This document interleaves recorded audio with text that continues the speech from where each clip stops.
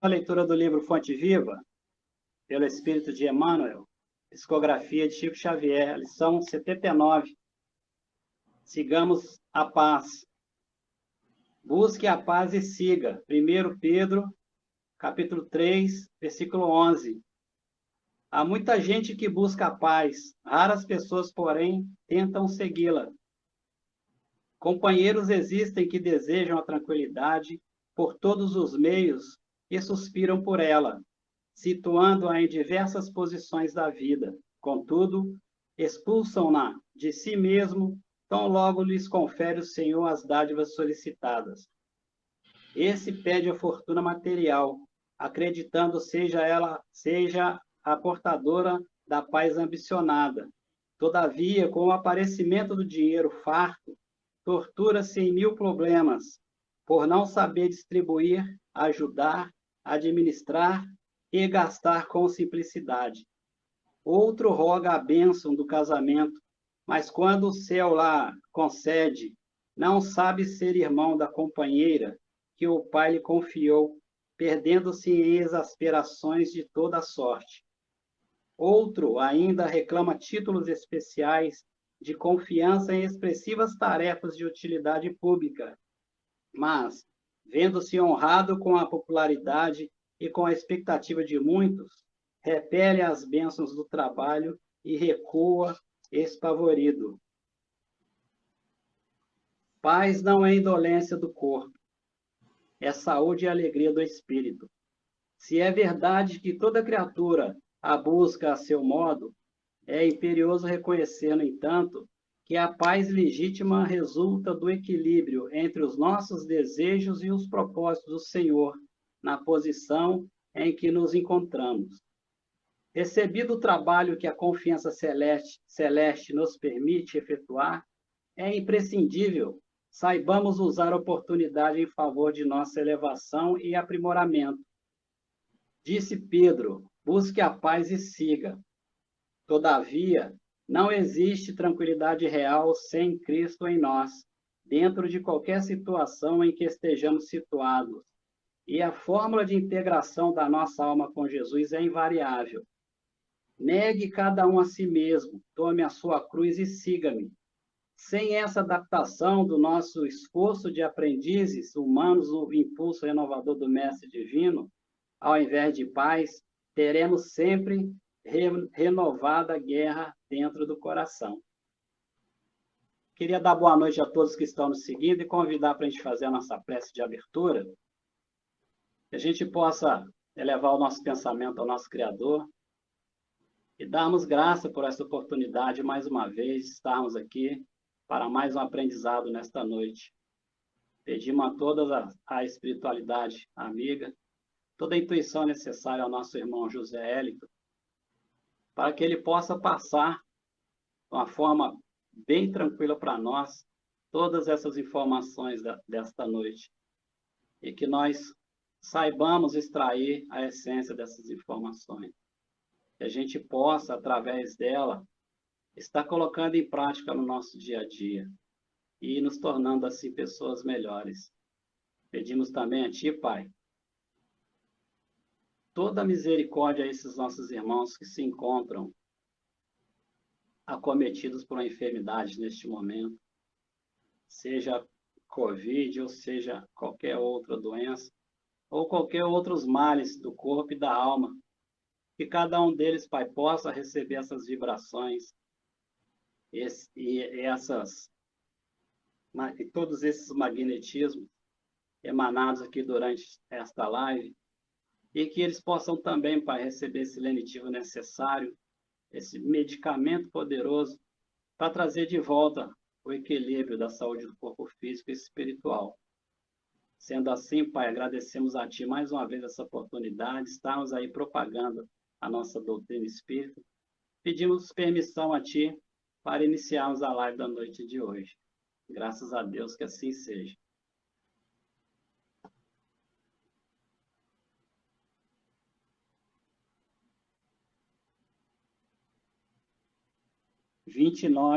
Agora é com você, tá, José? A gente vai passar um pouquinho do tempo aí, no finalzinho você faz a prece de encerramento para a gente. Ok. Aí eu tomo a palavra de novo. Estamos abraçando aos companheiros do GAEB, né? Isso. Grupo de Apoio Holístico Eurípides Barçanufo, aí de Volta Redonda, não é isso, Valmir? Isso mesmo. Volta Redonda. E levando até os companheiros dessa instituição, os internautas que nos assistem, pedindo a Deus, a Jesus, que faça chegar a cada lar, a cada qual, as energias da saúde, do equilíbrio e da paz. Abraçando a todos em nome do Grupo Espírita Allan Kardec de Araruama, a que estou vinculado, como também da AME Araruama, Associação Médico Espírita de nossa cidade. E nesta oportunidade, nós iremos abordar um tema que, por certo, os companheiros já estudaram profundamente sobre esta questão, que não é nova, que não é incomum. Com toda certeza, reflexões, meditações, estudos detalhados foram feitos em torno da questão da mediunidade.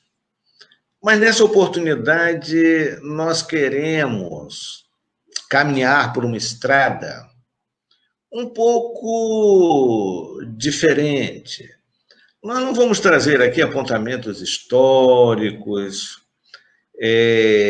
abordagens de pesquisas minuciosas, não. Nós vamos utilizar o material produzido pelos benfeitores espirituais na codificação kardeciana e também os escritos elaborados pela mente brilhante, a mente lúcida do professor Hippolyte Léon Denisard Rivaio, que o mundo veio a conhecer com o nome de Allan Kardec. Então, a mediunidade segundo Allan Kardec. No início do livro dos médiuns, nós vamos ter uma colocação das mais interessantes apresentadas pelo codificador. Ele diz assim: todos os dias, a experiência nos traz a confirmação do que as dificuldades e os desenganos com que muitos topam na prática do espiritismo se originam da ignorância dos princípios desta ciência. Já aí, ele coloca de uma maneira muito clara a necessidade da gente estudar, conhecer o processo mediúnico, a fim de que possamos realizar essa tarefa a contento, de maneira exitosa. Os espíritos trarão colocações das mais esclarecedoras em torno da necessidade do estudo. A ponto de chegar que médio sem estudo é como um trem no trilho sem freios.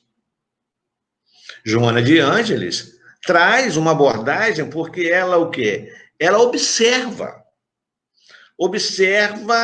de que o movimento espírita falha nesse quesito. Então, ela traz 3 níveis, 3 tópicos: humanizar, espiritizar e qualificar, né? Então, qualificar para as tarefas. A gente se assenhorar de conhecimento para realizar o trabalho. Você não pode pegar uma pessoa e colocar numa atividade mediúnica sem que ela tenha os elementos essenciais necessários para a sua formação e conhecimento no desempenho daquela tarefa. A coisa é tão grave e a gente não tem pensado muito nisso, que os espíritos estão repetindo. É verdade? Bom, se nós pegarmos a década de 40, o maior médium que nós pudemos ver, presenciar o seu desempenho em solo brasileiro, talvez no mundo, Francisco Cândido Xavier, numa de suas obras, um parênteses aqui, porque as pessoas pensam que Francisco Cândido Xavier, né, já é um médium pronto, ele chegou pronto. Não, ele se fez. Ele trazia, evidentemente, uma experiência transata, recursos, mas o desenvolvimento, aquele padrão de sintonia e de peculiaridade mediúnica que chegou, pelo seu esforço, pelo seu empenho, pela sua disciplina, pela sua persistência, né? Pela sua renúncia, pelos seus sacrifícios. A capacidade de captação mediúnica se ampliou. A mediunidade nele se fez luz para os bons espíritos, trazer esses informes extraordinários que a gente muitas vezes não aproveita. Lá no livro Os Mensageiros, a questão é gravíssima. Década de 40 é o livro, quando os benfeitores assinalam de maneira muito clara, ó, não dorme não, gente, fica com a gente aqui, não dorme não, olha aí, calma, é o Jornal Nacional, fica aqui conosco, olha só, presta atenção, década de 40, então André Luiz afirma, numa pesquisa que ele realizou, que a maior parte dos médiuns fracassa. Olha só que coisa. A maior parte dos médiuns fracassa. Raros são aqueles que alcançam um resultado parcial, coloca o benfeitor espiritual. Então, queridos, chamando a atenção das pessoas, chamando a atenção dos indivíduos para a gravidade do assunto. Né? Quantas pessoas começam e abandonam? Quantas pessoas iniciam e desistem? Né? Com tarefas comuns na mediunidade, mas com tarefa específica na mediunidade. Comuns, mas específicas. Na mesma linha de raciocínio que a questão é grave, eu estou voltando ao tópico, é tão grave que Manuel Filomeno de Miranda, já em 2001, no livro Tormentos da Obsessão, ele diz a mesma coisa que André Luiz falou nos Mensageiros, que raros são aqueles que assumem os compromissos que a tarefa mediúnica aponta. Não é? Nós vemos aí as pessoas seduzidas pela atividade mediúnica. Chegam à casa espírita, querem ir para uma tal mesa mediúnica. Não, mas por que a senhora quer ir? Não, porque eu tenho mediunidade, uma moça falou que eu tenho mediunidade, que eu estou vendo umas coisas, né? Mas o senhor está vendo? Eu estou vendo uma silhueta. Não, isso pode ser um problema oftalmológico. E não necessariamente mediunidade. Não, eu estou sentindo umas banzeiras, uma tonteira. Isso pode ser uma crise de labirinto, não necessariamente a mediunidade. Então, muitas vezes, as pessoas prematuramente levam indivíduos inabilitados a essa tarefa. Não é criar uma rigidez absurda impedindo as pessoas de chegar lá. Porque tem gente, por exemplo, que não leva jovens para a atividade mediúnica. Qual o problema? Problema nenhum. Nenhum dos jovens está lá. Quantos jovens têm muito mais maturidade do que pessoas adultas? É importante saber se esse jovem ele tem condição emocional, psicológica de assumir os compromissos que a mediunidade vai requisitar dele. Né? Isso que é importante. Nós não devemos fechar as portas das casas espíritas ao jovem, muito pelo contrário. E não estabelecer uma rigidez profunda. O cara tem que estudar 5 anos para depois chegar à atividade mediúnica. Não. Fazer um curso, vai estudar. Né? Aí é aquele negócio, mas todo mundo é médium. Né? Você vai estudar, mais, para conhecer, para saber como administrar, gerir esse recurso parafísico, paranormal. Ah, mas todo mundo é médico, tem um negócio assim, né? O pessoal pergunta, todo mundo é médico, quem não é médico, quem não, né? Allan Kardec colocou que só existe uma maneira de você saber se o camarada é médio ou não. Ó, se você que está nos ouvindo aí acertar, Valmir vai pagar o seu lanche, hein? Eu não estou escutando nada. Então, meus queridos amigos, só existe uma maneira de saber se você é médio. Não foi aquela dona. Eu não entendo isso. Tem um povo que olha para a pessoa, né? Parece que tem um olhar, um binóculo, um troço, uma coisa que já diz que a pessoa é médium. Allan Kardec. Porque veja bem, queridos, o livro dos médiuns, segundo o espírito Viana de Carvalho, não existe uma obra, ainda não existe na face da Terra, uma obra que supere a orientação educativa e disciplinar de O Livro dos Médiuns sobre a mediunidade. Ainda não existe. Segundo o espírito Viana de Carvalho, pela mediunidade de Divaldo Pereira Franco. Chegará um dia, né? Então, nessa obra, que foi trazida à Terra pelos benfeitores espirituais e trabalhada com toda a capacidade pedagógica de Allan Kardec, os espíritos dizem que só existe uma maneira de detectar se a pessoa tem ou não mediunidade. Qual é? Experimentar. Experimentar. Mas você não vai pegar a pessoa que chegou na sua casa espírita e levar para a reunião mediúnica imediatamente. Essa pessoa, como falamos há pouco, vai passar por uma qualificação, como diz Joana de Ângelo, o quê? Ele vai se aparelhar para a tarefa, para ir participar de um trabalho, né, de experimentação, onde se observará se o indivíduo tem ou não recurso mediúnico.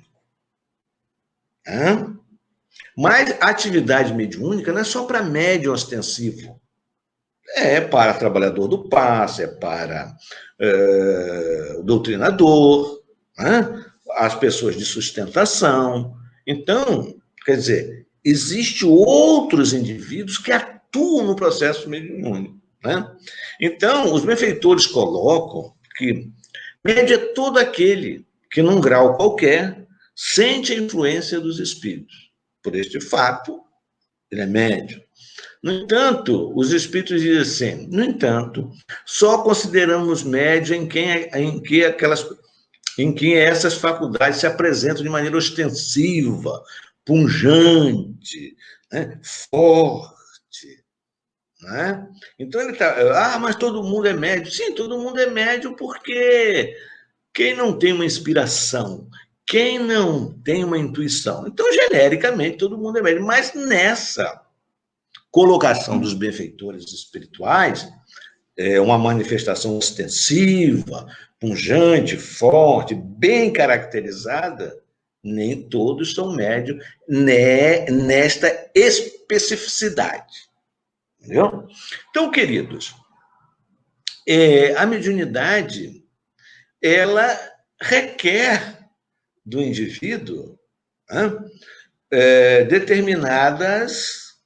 determinadas características, determinado empenho, né, para que ela possa tanto ampliar a sua capacidade, como ele possa ser um sensitivo com Jesus, um médium com Jesus. Deturpações existem as mais abrangentes, as mais variadas, pessoas que, por exemplo, transformam o seu culto no lar em reunião mediúnica. Veja bem, né? Não sei se vocês têm notícia disso, isso não acontece aí em Volta Redonda, mas por outras cidades, né? É meio complicado. As pessoas transformam o culto no lar, aonde se estuda o evangelho, aonde você analisa uma página, aonde você vive com a sua família, com os seus sentimentos, em reunião mediúnica, recebendo obsessores, entidades enfermas dentro de sua casa. E aquelas entidades ali chegam, muitas vezes ficam imantadas ao ambiente da residência. Amanhã tem um filho, uma esposa, uma filha, ou o próprio chefe da família, o próprio o pai, que se apresentam como uma crise psicológica, uma crise de depressão, síndrome do pânico, esquizofrenia, muitas vezes produzida por um quadro obsessivo dessas entidades que, em virtude de um processo equivocado, errôneo, o indivíduo transformou o culto no lar numa reunião de desobsessão. Então, aquelas entidades que ali ficam passaram a influenciar a família, a filha, a mãe, o pai. Um quadro de depressão se instalou grave e que hoje precisa de tratamentos variados. E é uma depressão de fundo espiritual. Embora trate do corpo, precisa também tratar. O indivíduo precisa ter a acolhida da medicina espiritual para que ele possa se recuperar. Então, vejamos, meus queridos amigos, que muitas vezes nós tomamos atitudes que geram prejuízo para nós mesmos. Por exemplo, a questão da análise da produção mediúnica do médium. Não importa o médium, seja ele quem for. Essa é a palavra vigorosa, esclarecedora dos benfeitores espirituais em O Livro dos Médiuns. Independente de que ele seja um médium experiente ou não. As produções mediúnicas precisam ser passadas pelo crivo da razão. Uma análise minuciosa do que aquele escrito mediúnico está trazendo. Hoje as pessoas rabiscam já estão publicando livros e afirmando que aquele conteúdo é um conteúdo espírita, quando muitas vezes é um conteúdo antidoutrinário e equivocado. Vocês querem ver uma coisa? Há um livro aí que vende igual água. Igual água, o livro. E esse livro fala de gravidez no mundo espiritual. E vende horrores, mas muita coisa. E essa tese surge como uma tese espírita. Onde? Perguntamos aos senhores e senhoras que nos ouvem. Onde? Porque, veja bem, no livro Céu e Inferno, Allan Kardec ali irá registrar, fala de espíritos desencarnados de variados níveis. Nos espíritos felizes ali, se encontra uma personagem desencarnada, amigo de Allan Kardec, que foi presidente da Sociedade Parisiense de Estudos Espíritas. o senhor Sansão. Então, o senhor Sansão retorna da imortalidade através da mediunidade, num diálogo com um codificador. Nesse diálogo, Allan Kardec indaga se existe gravidez no mundo espiritual, nessa linha de raciocínio. E Sansão responde a ele que não existe reprodução no mundo espiritual. Vejamos. Vejamos. Então, há uma necessidade vigorosa da gente analisar o conteúdo. O conteúdo de quê? Das mensagens. No Evangelho segundo o Espiritismo, os benfeitores espirituais vão dizer o seguinte: o primeiro exame comprovativo pois, sem contradita, o da razão. O primeiro para comprovar, é o exame da razão.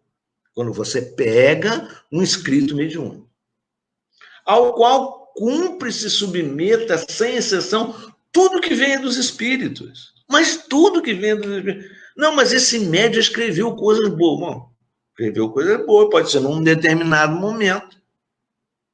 Teve uma interferência. E muitas vezes os benfeitores espirituais, está lá no Livro dos Médiuns, colocam isso para chamar a atenção do médium a ele ser mais policiar as suas ações, estar mais atento ao trabalho que ele desenvolve, estar mais cuidadoso com a tarefa que leva a efeito. Então, continua os espíritos. Toda teoria, olha só, toda teoria, em manifesta contradição com o bom senso, com uma lógica rigorosa e com os dados positivos já adquiridos, deve ser rejeitada. Mesmo por mais respeitável que seja o nome que traga como assinatura Allan Kardec. Está lá na introdução do Evangelho segundo o Espiritismo. Não importa. Aquilo ali é uma contradição, é uma ideia equivocada, que está se apresentando. Como? Nesses dias, por exemplo, de pandemia, o que se tem de mensagem, inclusive de mensagens que são compartilhadas pelos espíritos, que você põe um copo d'água, né? Eu vi uma assim, você põe um copo d'água ali e faz bebe aquela água que você não vai pegar Covid. Meu Deus do céu! Nós sabemos da água frutificada e tudo mais, mas chegar a esse ponto é a gente negar o processo da ciência. Toma a vacina. A vacina é um elemento específico para anular essa enfermidade. E aí as pessoas aceitam e compartilham, porque agora tem a tal da fake news. Antigamente era fofoca, de boca a boca. Agora é no mundo eletrônico.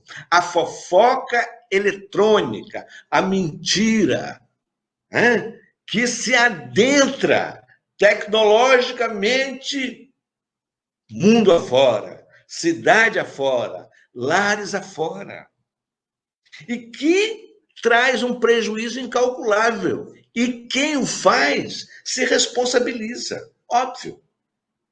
Você imagina você multiplicar uma mentira, um fato enganoso, um conteúdo inverídico? Então, meus queridos, a mediunidade é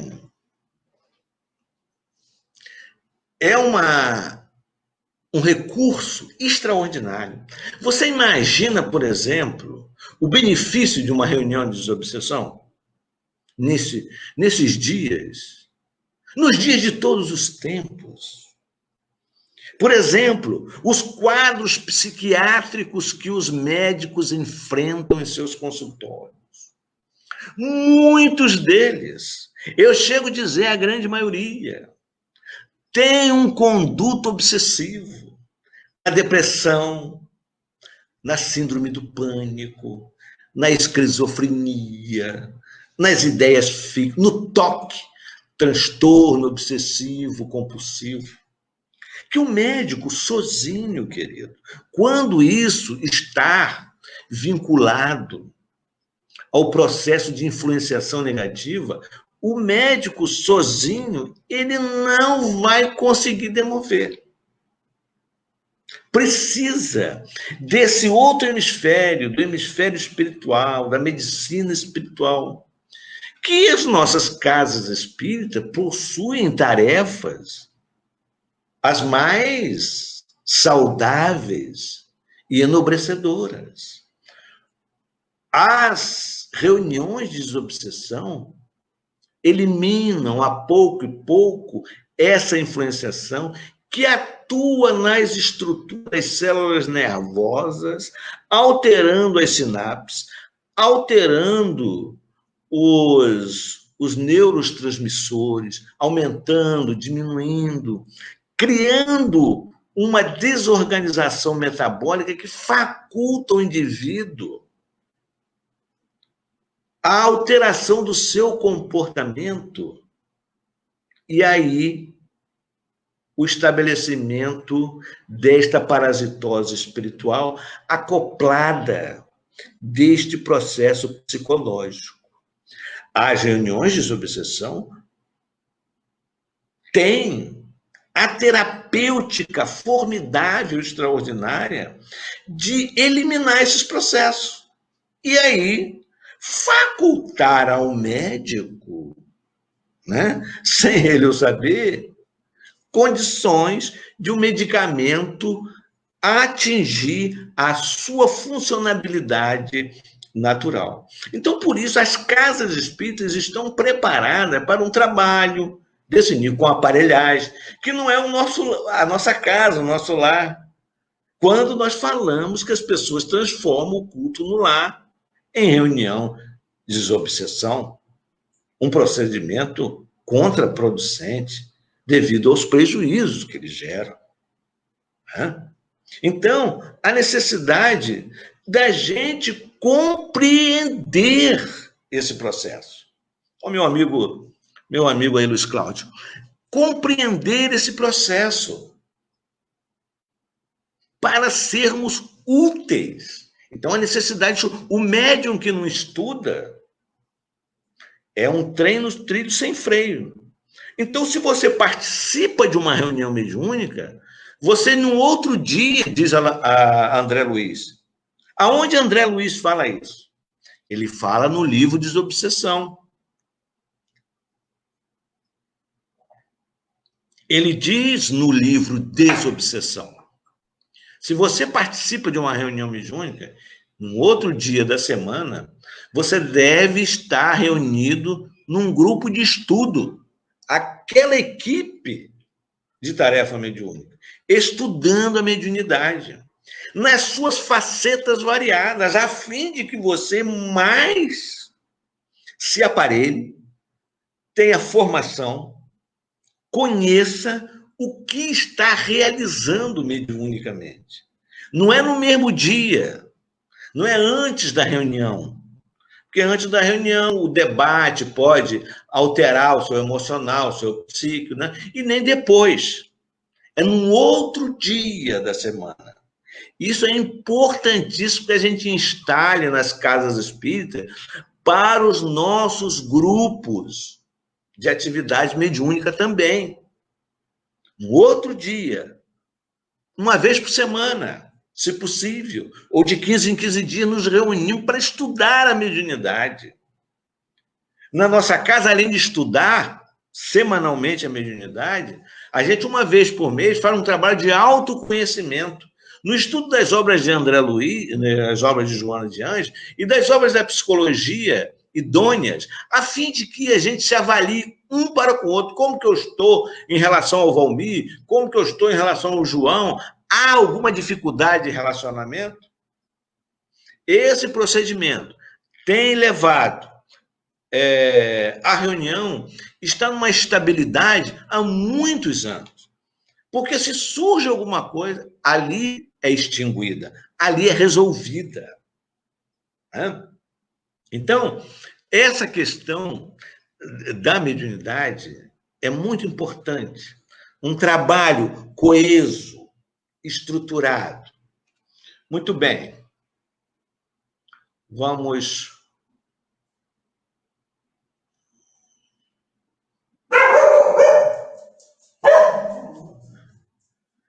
No livro, na Revista Espírita, de dezembro de 1861, Allan Kardec fala da constituição dos grupos. Ele diz assim: uma das primeiras condições que a gente vai formar um grupo é a homogeneidade, sem a qual nele não poderia haver comunhão de pensamentos. Uma reunião, diz o codificador, não pode ser nem estável, nem séria, se não houver simpatia entre as pessoas que têm ideias divergentes e que fazem uma oposição surda. Vamos retornar. Uma reunião não pode ser nem estável, nem séria, se não houver simpatia entre pessoas que têm ideias divergentes e que fazem uma oposição surda, se ela não for aberta. Infelizmente, quando um grupo se cria, é-se pouco rigoroso na escolha, porque se quer, antes de tudo, formar o núcleo, basta, na maior parte do tempo, para nele ser admitido, um simples desejo ou uma adesão qualquer às ideias mais gerais do Espiritismo. Mais tarde percebe que foi muito fácil. Allan Kardec, na Revista Espírita, olha, meus queridos amigos, que lição memorável. Ser um grupo homogêneo, antes de reunir, unir. Muitas vezes nós não levamos isso em consideração, não é verdade, companheiro? Não dorme não, pelo amor de Deus, não dorme não. Não levamos isso em consideração. Nós montamos o grupo, muitas vezes com pessoas que se antipatizam, não é verdade? Aquelas pessoas que se odeiam fraternalmente, que se odeiam amoravelmente, não é verdade?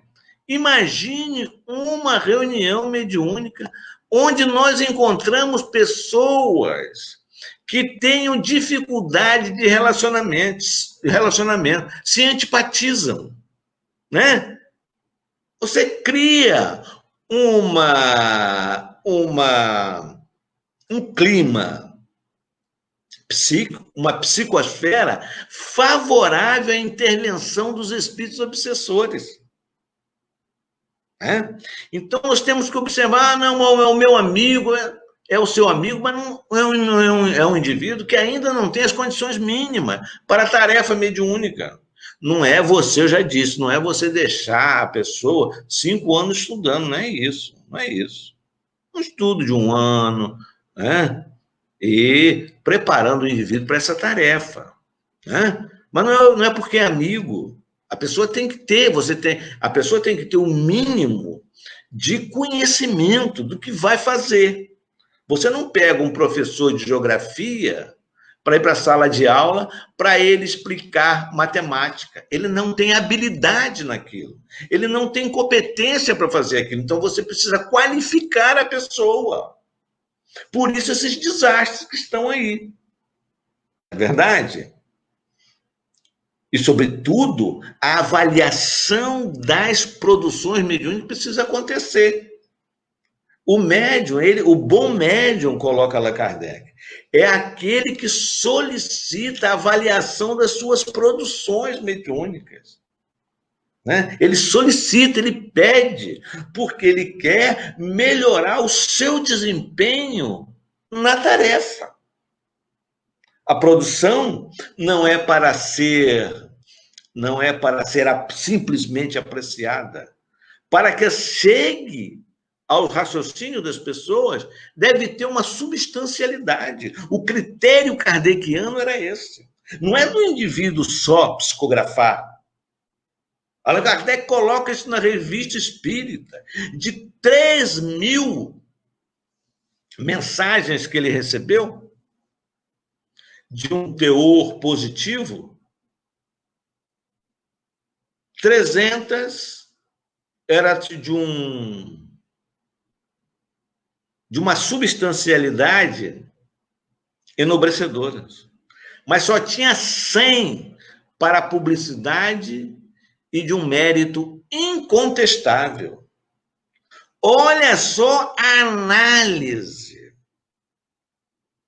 que o codificador fazia, a peneiração, e ajudava os médiuns, porque aí o doutrinador, o dirigente da reunião mediúnica, tem que ser uma pessoa acolhedora, uma pessoa de conhecimento doutrinário, uma pessoa acolhedora, que vai oferecer orientação segura. Ele não é o dono do saber, mas tem que ter determinadas qualidades, porque se ele for com rigor excessivo, ele pode acabar com a reunião mediúnica. Um rigor demasiado acaba com a reunião mediúnica, né?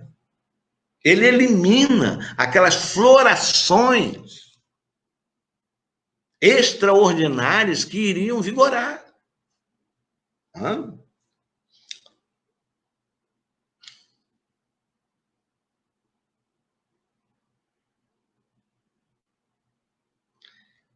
Allan Kardec, ele coloca aqui, na Revista Espírita de 1861, um apontamento que eu considero, assim, extraordinário. É de 1864. Ele diz assim: aquele que tem a intenção de organizar um grupo em boas condições deve, antes de tudo, se assegurar do concurso de alguns adeptos sinceros, tomando a doutrina a sério, olha só, e cujo caráter conciliador e benevolente lhe seja conhecido. A primeira condição a impor, se não se quer estar a cada instante distraído por objeções ou por perguntas ociosas, é, pois, o estudo preliminar. A segunda, uma profissão de fé categórica. E preciso, sobretudo, e sem exceção, afastar os curiosos, a quem não fosse atraído senão por um motivo frívolo, banal. Ordem e a regularidade dos trabalhos são coisas igualmente essenciais. Olha que coisa fantástica. Né, para organizar um grupo em boas condições, de tudo, se assegurar do concurso de alguns adeptos sinceros, tomando a doutrina a sério, cujo caráter conciliador e benevolente lhe seja conhecido. E muitas vezes, muitas vezes a gente coloca ali naquele grupo, para formar a nossa reunião mediúnica, o criador de caso, o encrenqueiro. Evidentemente que nós temos que ter amor para esse companheiro, ter tolerância com ele. Mas, veja bem, você vai para um trabalho onde você precisa de uma afinidade substancial, intensa. E um elemento desse passa a ser conhecido pelo mundo espiritual e pelos obsessores, que atuam sobre ele, a fim de desestabilizar. Muitas vezes nós temos pessoas que dizem assim: olha, eu tenho já 20 anos de doutrina espírita. Vocês já escutaram isso? 30 anos. Aí a pessoa diz assim: hoje eu não vou à reunião mediúnica. Não tem uns casos assim? Hoje eu não vou não, porque não, hoje eu estou indisposto, sabe? Não estou me sentindo bem. Deixa o Valmir ir. Vai o Valmir, vai o Cleverson. Entendeu? Eles vão lá e dão conta do recado. Quer dizer, esses 20 anos, esses 15 anos, esses 30 anos, já não adiantaram nada.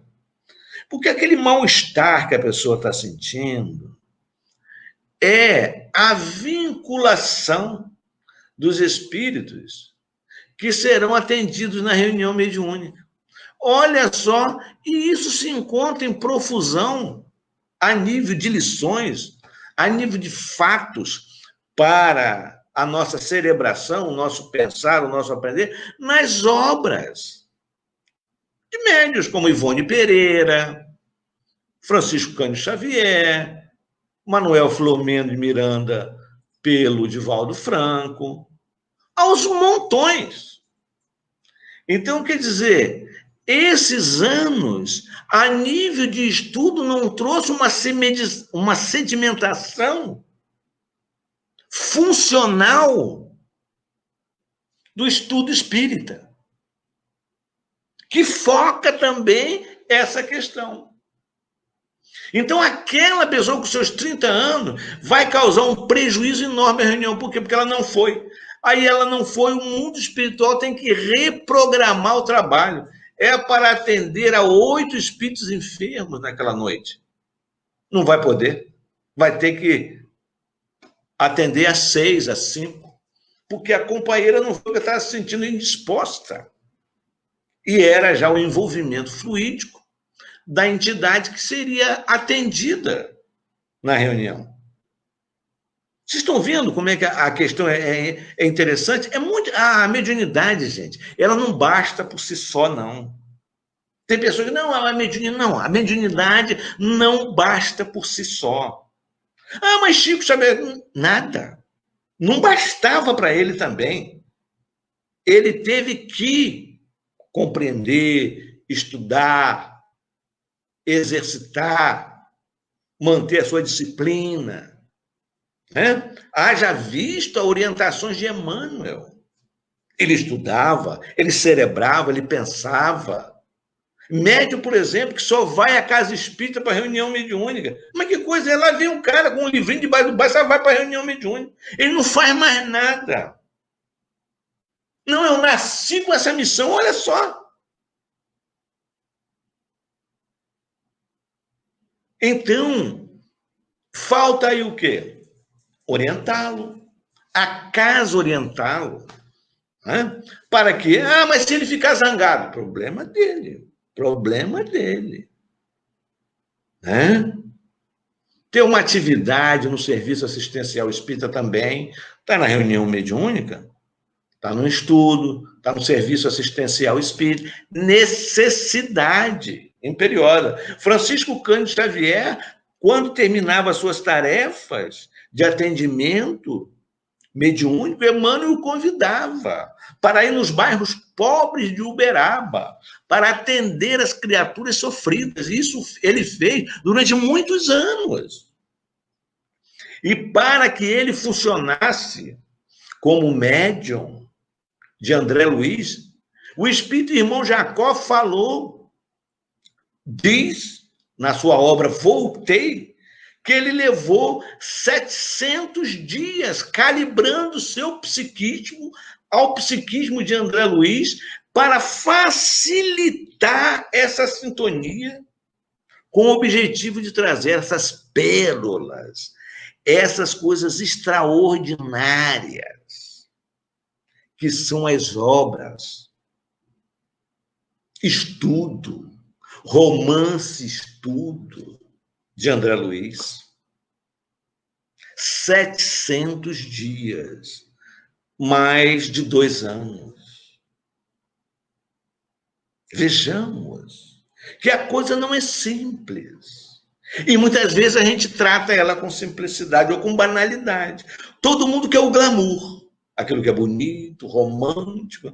Chico fechava os olhos e psicografava. Mas ninguém quer saber dos sacrifícios, das lutas. Narra ele, que estava psicografando, de repente, um vento terrível. Adentrava a sua sala, espalhava as folhas, tinta caía sobre os papéis psicografados das obras. Ação das trevas. Para destruir o trabalho. Ele tinha que psicografar tudo. Adentrava aquela criançada, criança, um bando de crianças adentrava, saía, não sabia de onde vinha, e mexia nos papéis, rasgava os papéis, saíam gritando, brincando. Fato esse, relatado por ele. E tinha que psicografar novamente. Quantas perseguições, quantos ataques. Ataques dizendo que ele tinha do seu próprio sobrinho, de que ele era um indivíduo muito capaz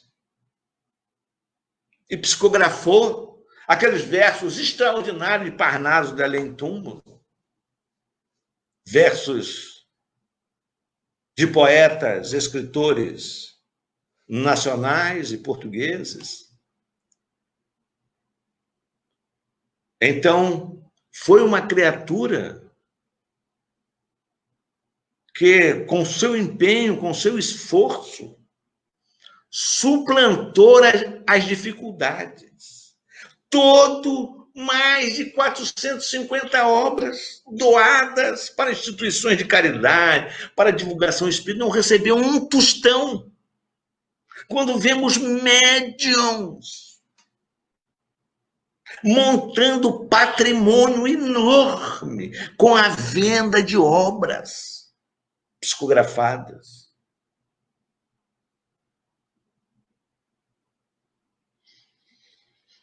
Então, meus queridos amigos,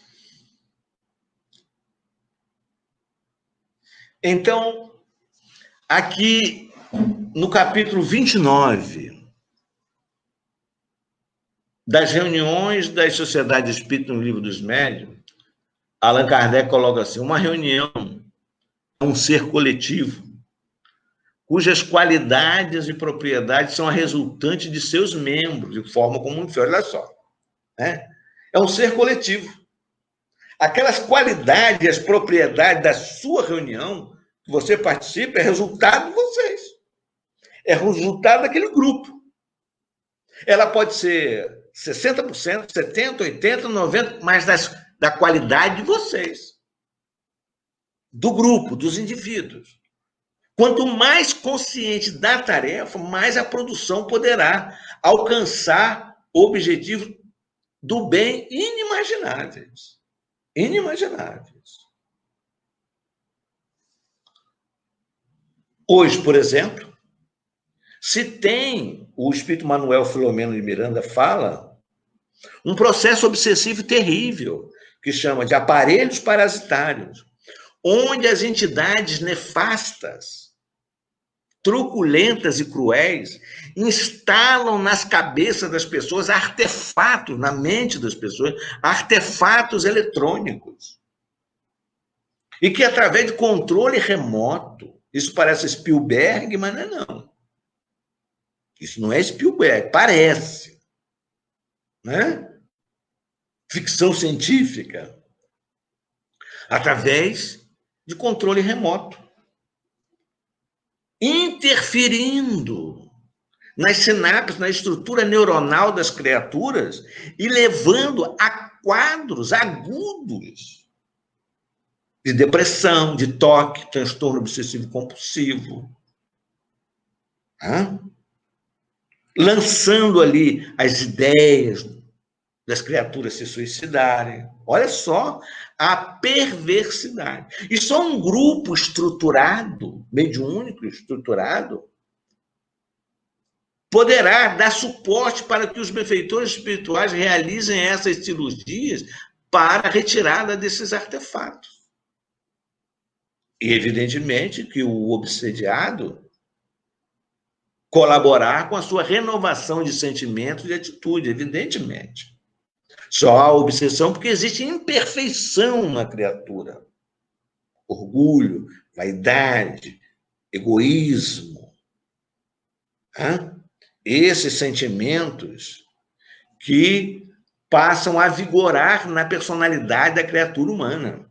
E nós vivemos horas de um egoísmo profundo. Que parece que temos aí uma ação obsessiva coletiva. Quando a indiferença galopa, sou capitaneada pelo egoísmo. Nesta pandemia que assola, as pessoas não se importam com o outro. vão para aglomerações, porque é na aglomeração que esse vírus se expande. Um contamina 100, e as pessoas não se preocupam que ele poderá contaminar o outro, ele poderá ser um indivíduo assintomático, estar com o vírus, mas estar assintomático e contaminar o outro, e o outro ir para um respirador, e aquele respirador ele poderá vir a desencarnar. Então, vejamos o nível de indiferença que está nos sentimentos das criaturas e muitas vezes atiçada pelas entidades inferiores que querem a infelicidade humana, que querem a desorganização social.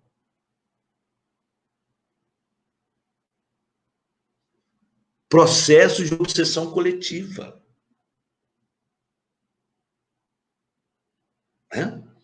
Não tem dúvida disso. Que por mais absurdo que isso esteja aparecendo, não é tanto assim. Porque a nossa sintonia se faz de acordo com os nossos pensamentos e as nossas emoções.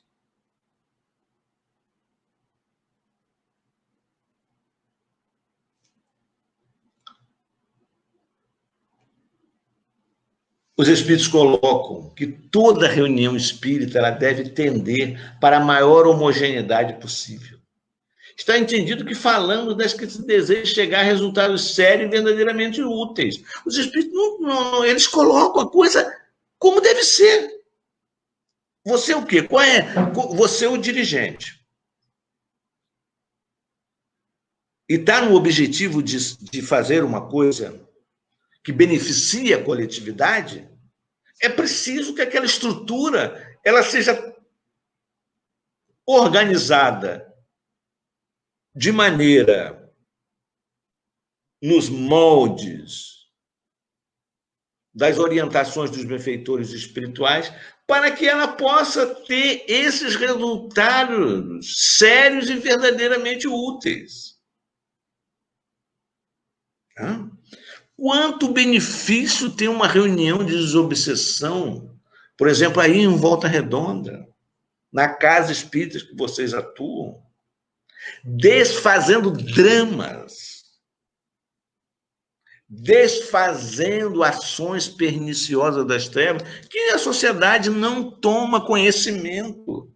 Dr. Bezerra afirmava que quando se fechasse as reuniões mediúnicas, teriam que abrir mais hospitais psiquiátricos e penitenciárias. Olha só. Olha só. Vamos parar para pensar nisso, gente. Não deixa essa frase passar como uma frase romântico-filosófica. Ela é profunda no seu significado da nossa intervenção na sociedade, através do trabalho espírita.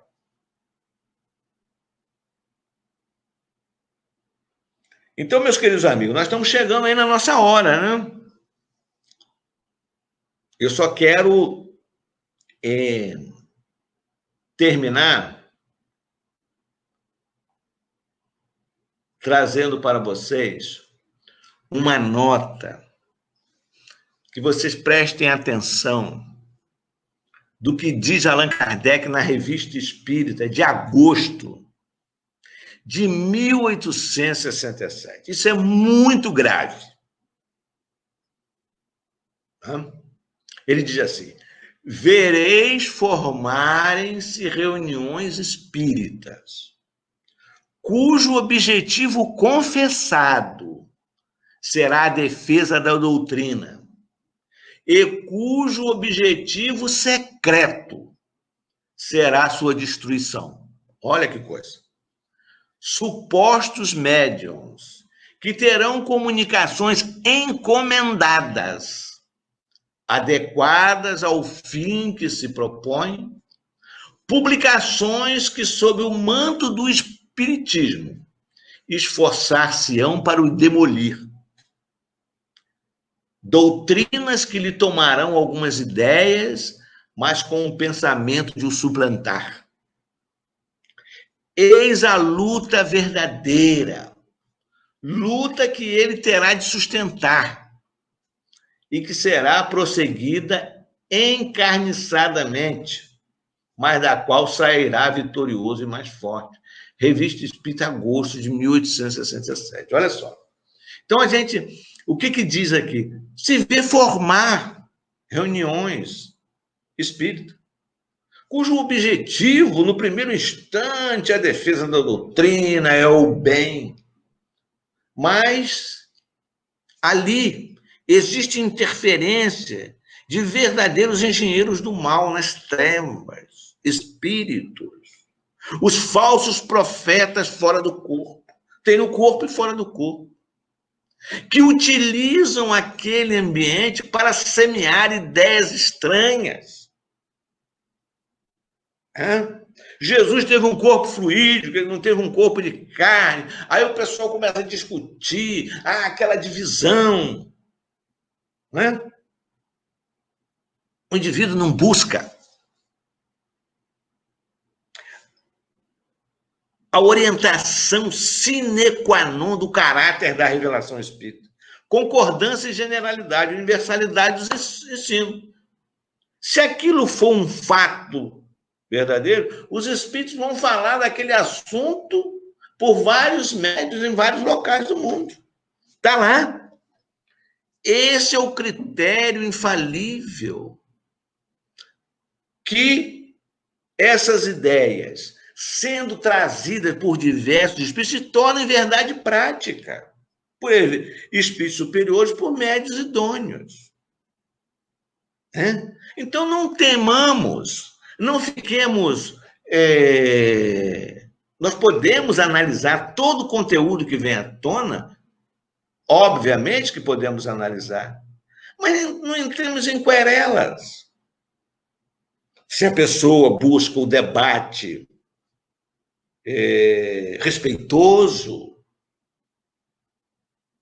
criterioso, amistoso, ótimo. Vamos conversar, vamos refletir, vamos debater.